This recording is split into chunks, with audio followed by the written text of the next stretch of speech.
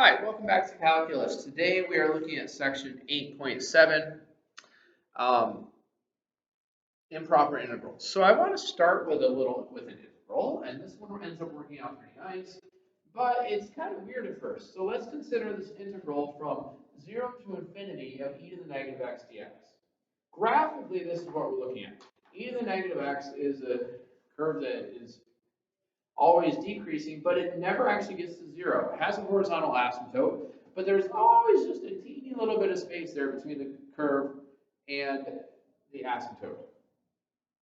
So, can we find that area? Because that's really what this integral is asking us, is can we figure out what that area is equal to? So here's what I did. We're going to define a function a of b to be the integral from 0 to b of e to the negative x dx. Okay, so if b is 2, we can figure out what that integral was. If b is 10, we can figure out what that integral was. But we're just going to use b. So the antiderivative of e to the negative x is negative e to the negative x, and we're evaluating from 0 to b.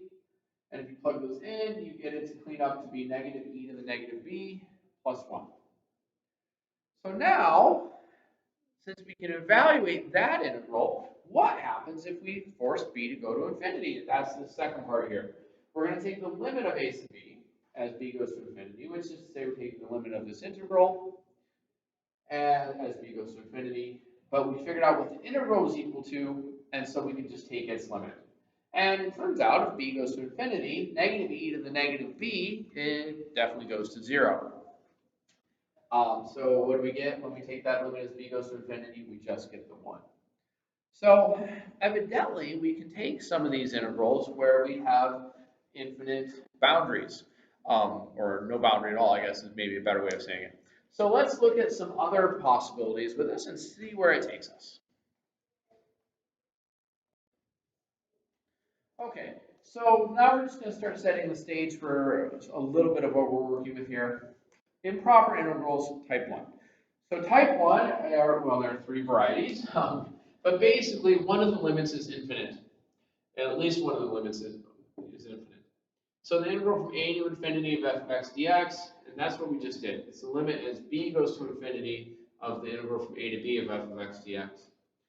Number 2, the integral from negative infinity to b of f of x dx is equal to the limit as a goes to negative infinity. So now that bottom is going to get driven down to negative infinity of the integral from a to b of f of x dx.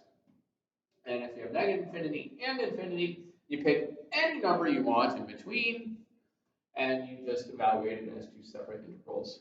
The integral from negative infinity to c f of x dx plus the integral from c to infinity of f of x dx. And then we say that if the limit is finite, so you get something like we did on that last example, we got 1, we say that the improper integral converges and that it's actually equal to that number. And if the limit fails to exist, the improper integral diverges. All right, so let's keep going.